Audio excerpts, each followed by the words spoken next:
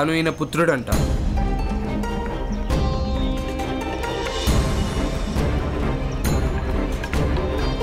అతిరథ మహాశయ, తను కర్ణుడా?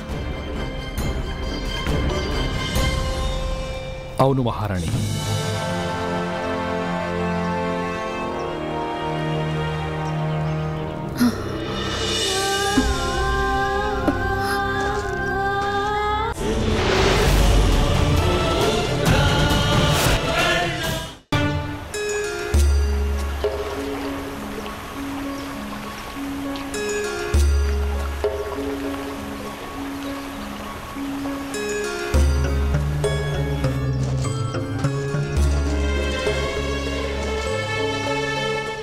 అతిరథ మహాశయ, కర్ణుణ్ణి వెళ్ళగొట్టడానికి కారణమేంటి?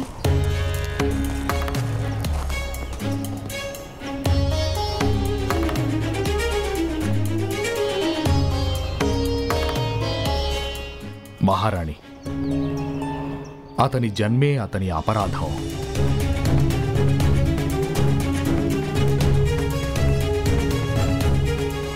సూత సమాజం కర్ణుడి సామర్థ్యాన్ని భరించలేదు కదా. దానర్థం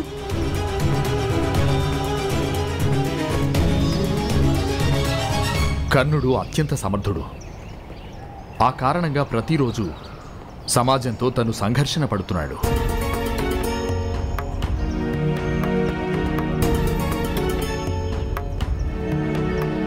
సామర్థ్యం ఎప్పటికీ శాపం కాదు అతిరథ.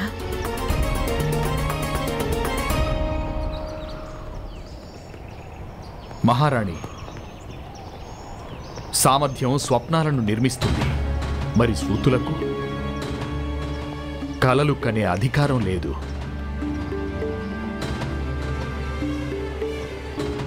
కర్ణుడు శస్త్రాల్ని ధరించి యోధుడు కావాలని కలలు కంటున్నాడు. స్వప్నాల నుంచి మన సంతానాన్ని మేల్కొలపాల్సి ఉంటుంది. వాస్తవాన్ని పరిచయం చేయాల్సి ఉంటుంది. పైగా తన పుత్రుణ్ణి మేల్కొలిపే కార్యాన్ని తల్లిదండ్రులేగా చేయగలరు. ఏదో కారణంగా కర్ణుడు అడవిలో ఉండాల్సి రావటమా? మహారాణి, అగ్ని హృదయంలో ఉంటే అప్పుడు జీవితం బాగుంటుంది. కానీ హృదయమే అగ్నిలో పడిపోతే అప్పుడు మరణించాల్సి వస్తుంది. అందరూ తమ స్వస్థానాల్లో ఉండాలి కదా. అదే మంచిది కదా. కర్ణుడికి మంచి జరగడం అడవిలోనే సాధ్యం. సమాజంలో ఉన్నాడంటే అందరికీ కష్టాలు ఎదురవుతాయి మహారాణి.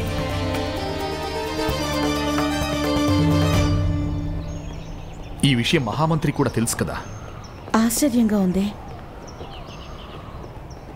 అసలు కర్ణుడి తల్లి తనని ఎలా వెళ్ళనిచ్చింది?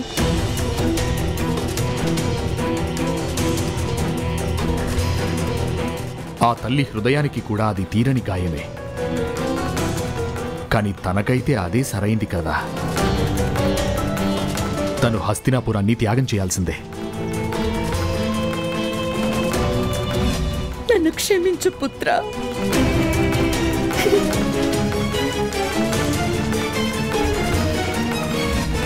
ఏ తల్లికైనా తన సంతానం నుంచి దూరంగా ఉండటం మంచిది కాదు అతిరథ.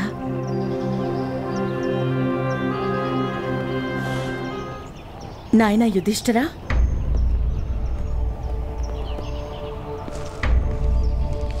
అన్నయ్యకి ఏమిస్తున్నారమ్మా? ఒక పనిని అప్పచెప్తున్నాను నాయనా, నువ్వు చేస్తావా? లేదు, నాకైతే ఆకలేస్తోంది. ఏ పని చేయడానికి ఓపిక లేదు నాకు. మనందరం కలిసే భోంచేద్దాం. యుధిష్ఠిరా, అతిరథ మహాశయుడి పుత్రుణ్ణి తీసుకురా.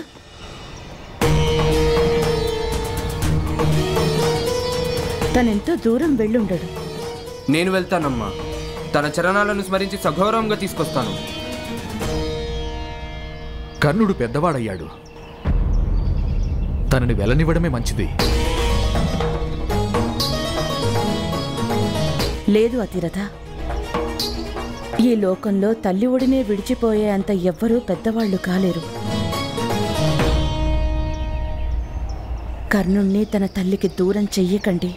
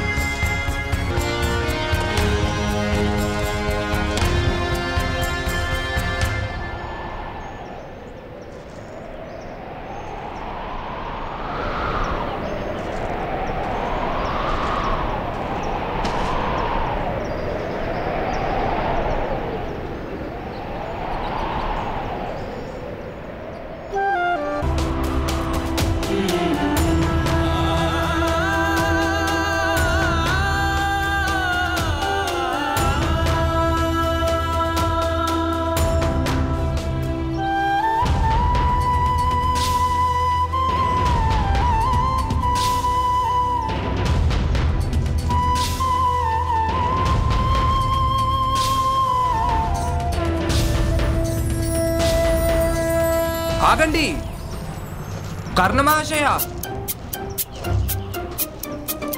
ఆగండి కర్ణ మహాశయ, ఆగండి కర్ణ మహాశయ, కర్ణ మహాశయ, ఆగండి.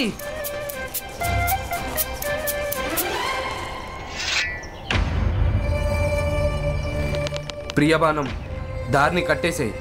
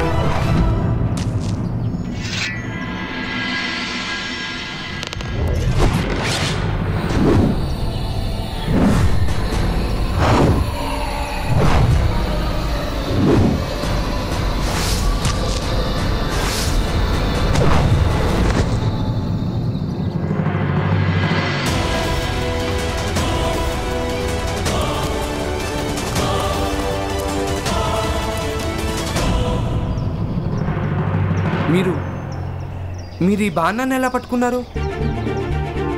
బాణం వేగానికి వాయువు కంపిస్తుంది, దాన్ని విన్నాను నేను. ఆశ్చర్యంగా ఉందే, నేను పిలిస్తే మీకు వినిపించలేదా? నాకు వినిపించింది, కానీ ఆగడానికి సమయం లేదు. సమయం లేదా, లేదంటే ఇష్టం లేదా? ఆదేశాల్ని లెక్క చెయ్యను నేను. మరి వినతి? రాకుమారులు విన్నవించుకోవడం నేర్చుకోరు కదా. విన్నవించుకోవడం మీరు నేర్చుకున్నారా?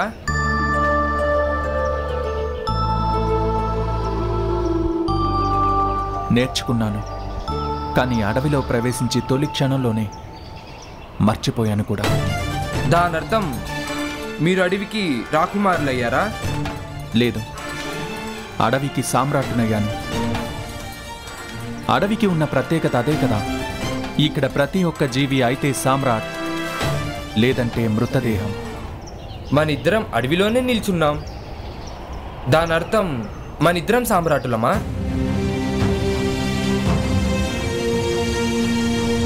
లేదంటే ఇద్దరం మృతదేహాలమా?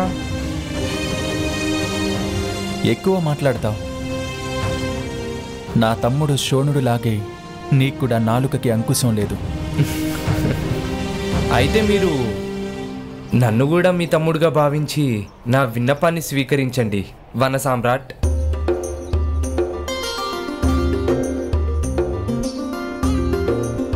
మా అమ్మ మిమ్మల్ని రమ్మన్నారు.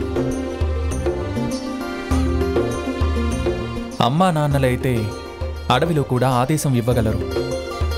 పద. కేవలం మాటలే మాట్లాడతావా, లేక నీ పరిచయం కూడానా? సర్వశ్రేష్ఠ ధనుర్ధారికి పరిచయం చేసుకోవాల్సిన అవసరం లేదు. ప్రస్తుతానికి నా పరిచయం అర్జునుడే. నీ ధనుస్సు పైభాగం చాలా బరువుగా ఉంది, అందువల్ల నీ బాణాలు కుడివైపుకు తిరుగుతున్నాయి. సర్వశ్రేష్ఠ ధనుర్ధారివి కావాలంటే ముందు నువ్వు నీ ధనుస్సు గురించి తెలుసుకో.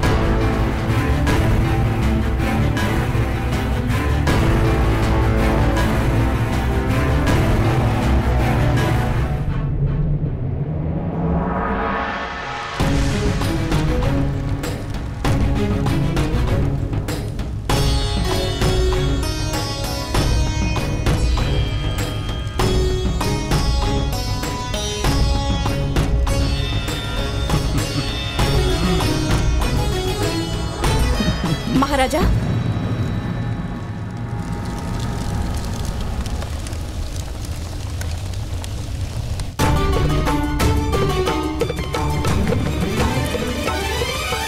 మహారాజా, మీరు దుర్యోధనుడికి యువరాజాభిషేకం ఎలా చేయగలరు? పాండు మహారాజు చనిపోయిన తర్వాత మనమందరం ఉత్సవాన్ని ఎలా జరుపుకుంటాం? ఇప్పుడు ఈ అవకాశం చేజారిపోతే అసలు ఉత్సవం చేసుకునే సమయం జీవితంలో ఎప్పటికీ రాదు. కానీ ఈ సమయంలో మహామంత్రి విదురుడు కూడా నగరంలో లేరు కదా. తాతగారు కూడా రథం తీసుకుని ఎక్కడికో వెళ్లారు. అఘోర సాధనలు అమావాస్య రాత్రే చెయ్యాల్సి ఉంటుంది గాంధారి. అక్కడ సూర్యుడు చంద్రుడు ఇద్దరూ కనిపించినప్పుడే. కానీ అఘోర సాధనలు చేయడం పాపం కదా అన్నగారు. ఏమాత్రం పాపం కాదు.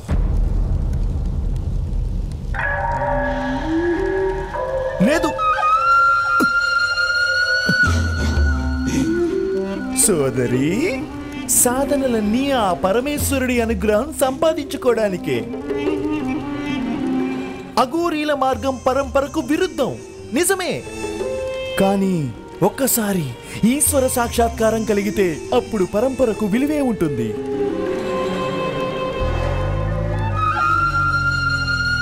రాకుమారుడిని అభిషేకం కోసం ఆసనం మీద కూర్చోబెట్టండి.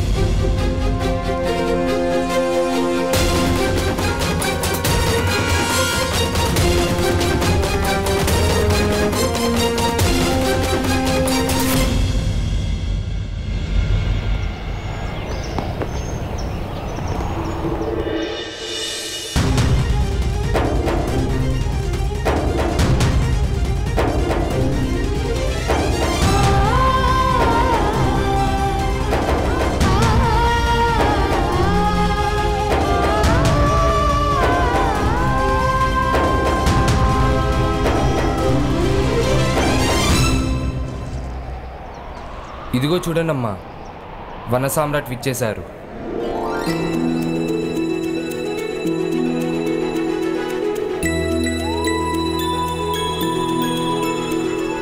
ఇతను సామ్రాట్ కాదు పుత్ర. సామ్రాట్ దగ్గర చాలా దూరంగా ఉండాల్సి వస్తుంది. తనతో చాలా తక్కువ సమయం గడిపినా నాకు కర్ణుడి విషయంలో చాలా దగ్గరి అనుబంధం ఏర్పడింది.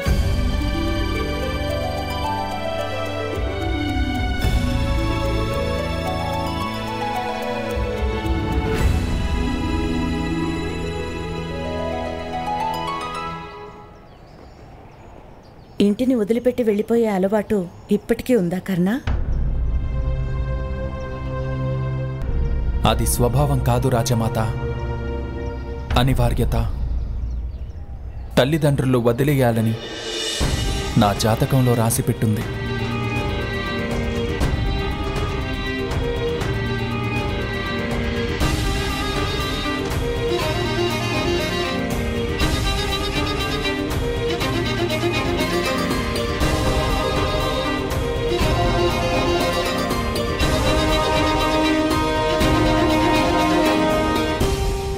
ప్రణామాలు రాజమాత.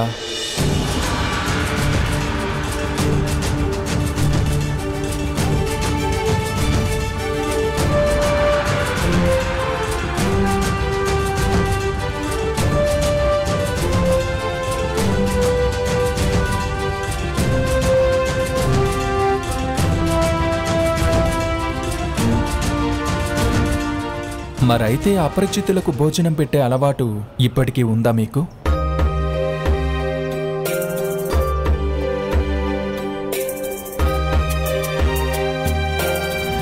నీకు ఆకలిగా ఉందా కర్ణ?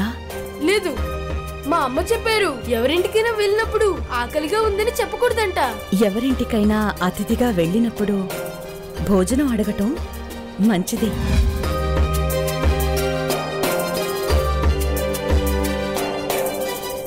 అపరిచితుడు కాదు, అతిథి. రా, నువ్వు మాతో పాటు భోజనం చెయ్యి.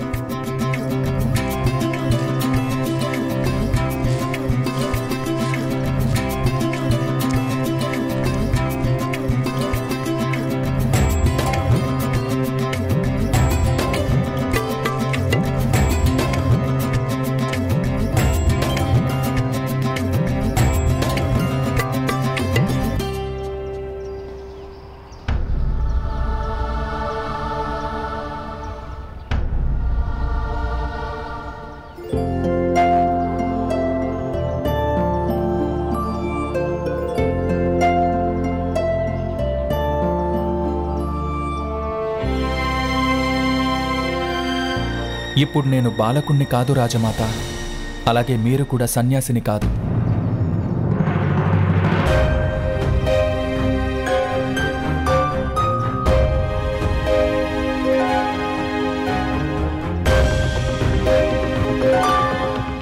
బాలకులకు ఇక సన్యాసులకు జాతిభేదం ఉండదు మాద్రి.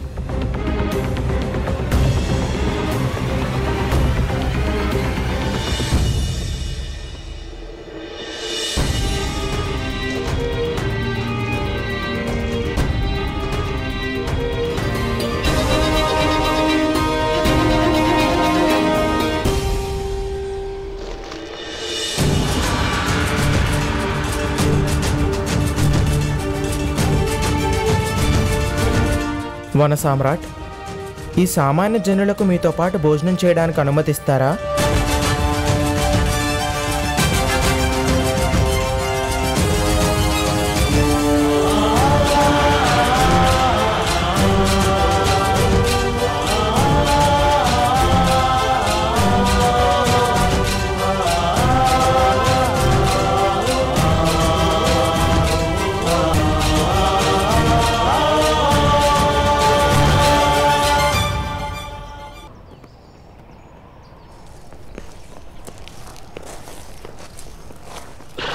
అనుజ్ఞ ఇవ్వండి కుంతి మహారాణి.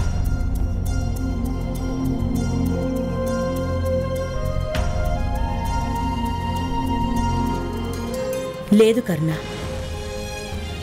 నువ్వెక్కడికి వెళ్ళడం లేదు. నువ్వు ఉండాల్సింది హస్తినాపురంలోనే.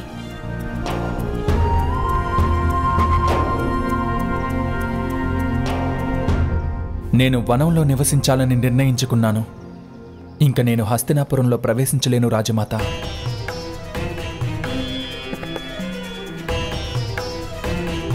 నన్ను క్షమించండి.